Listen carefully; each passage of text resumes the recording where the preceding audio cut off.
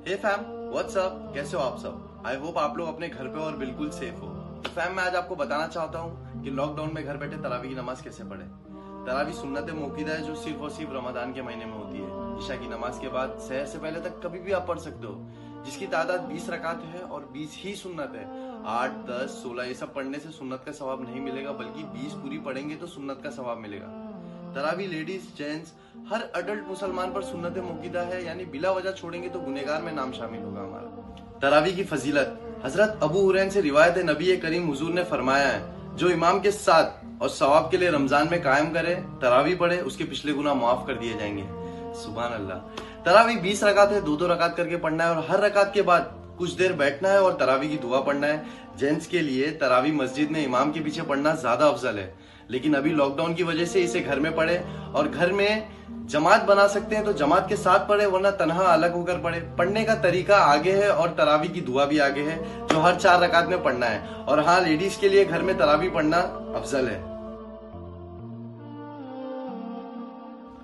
तो अब मैं आपको बताऊंगा कि कैसे घर बैठे हम तरावी की फजीलत पढ़ सकते हैं। Method for ladies and gents.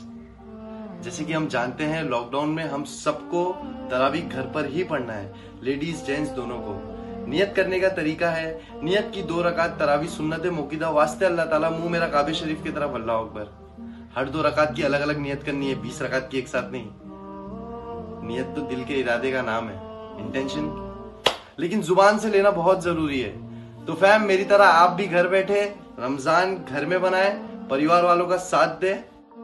Ramzan मुबारक।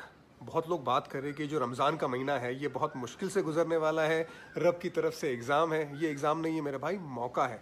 मौका अपनी इबादतों में बढ़ोतरी करने का। हम हमेशा काम में बिजी रहते हैं और अगर काम में बिजी रहने के साथ साथ रोज़ा रखा जाए तो इबादतों में कुछ कमी रह जाती है, या उतनी अच्छी तरीके से इबादत नहीं कर पाते जितनी अच्छी तरह से हम करना चाहते हैं। लॉकडाउन के ज़रिए हम घर में रहेंगे और अगर घर में रहेंगे तो हमारे पास वक्त बहुत होगा इबादतें करने का, एक्स्ट्रा नफिल नमाज़ें पढ़ने का, ज़्यादा से ज़्यादा कुरान शरीफ पढ़ने का, बहुत सारी हदीसें सुन के उन पे अमल करने का, अच्छे काम करने का और अपनी नफ्स पे काबू करने का। देखिए, रोज़े का सबसे बड़ा पहलू रहता है सिर्फ भूखा रहना नहीं है, अपनी नफ्स पे काबू करना। आंखों का रोज़ा, ज़ुबान का रोज़ा, जिस्मानी रोज़ा, रूहानी रोज़ा, ये बहुत ज़्यादा अहम पहलू है रोज़े के।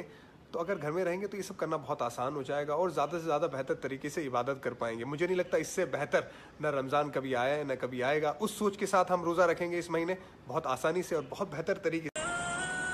मैं हूं शोएब और मेरी तरफ से आप सभी को रमज़ान की बहुत बहुत मुबारकबाद। आमतौर पर जब मैं वीडियोस बनाता हूं तो मैं जनरली सबके लिए बनाता हूं, बट ये आज का वीडियो स्पेशली मुस्लिम भाई बहनों के लिए है कि रमज़ान का महीना है। हम हमेशा कहते हैं ना कि जो कुछ भी होता है वो अल्लाह की रज़ा से होता है, अल्लाह की मर्ज़ी से होता है।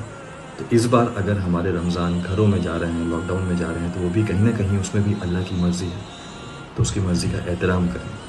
घर पे ही नमाज़ पढ़ें, घर पे ही इबादत करें, जितनी हो सकती है उतनी इबादत करें। क्या पता, अल्लाह चाहता हूँ कि इस बार हमारा वक्त ज़्यादा से ज़्यादा सिर्फ इबादत में बीते। अरे जब हमारे प्यारे नबी आइसोलेशन का हुक्म दे सकते हैं कि अगर ऐसी कोई बीमारी फैली है जो छूने से फैलती है तो आप घरों पे रहें, घरों पे इबादत करें, बाहर ना निकलें। जब वो ये चीज़ कर सकते हैं तो फिर हम उनके सामने क्या हैं? कुछ नहीं। मैं आपसे यही गुजारिश करूँगा कि ऐसा कोई काम ना करें जिससे आपकी वजह से आपके आसपास के लोगों को तकलीफ़ हो। और अगर आपके आसपास के लोगों की तकलीफ़ होगी तो अल्लाह आपसे खुश नहीं होंगे। तो बस इबादत करिए जितनी हो सकती है घर पे रह के। और हाँ, ध्यान रहे, हर इबादत के बाद जब भी दुआ के लिए आपके हाथ उठें तो इस बार सबसे पहले अपने मुल्क के लिए दुआ करना, पूरी दुनिया के लिए दुआ करना। ये जो बीमारी फैली है वो जल्द से जल्द ख़त्म हो जाए और अल्लाह हम सबको इससे महफूज रखें। रमज़ान का महीना है, पाक महीना है, गुनाह माफ़ करवा लीजिए, सवाब कमा लीजिए और जितनी हो सके लोगों की मदद करने की कोशिश कीजिए, लेकिन रूल्स एंड रेगुलेशन फॉलो करते हुए, उनको तोड़ते हुए नहीं। और हाँ, सबसे बड़ी बात, सब्र करिए। जी हाँ, इंशाल्लाह बहुत जल्द सब कुछ ठीक होगा। एक बार फिर से आप सभी को रमज़ान बहुत बहुत मुबारक। दुआ में ज़रूर याद रखिएगा पूरी दुनिया को, पूरी कायनात को। अल्लाह हाफिज़।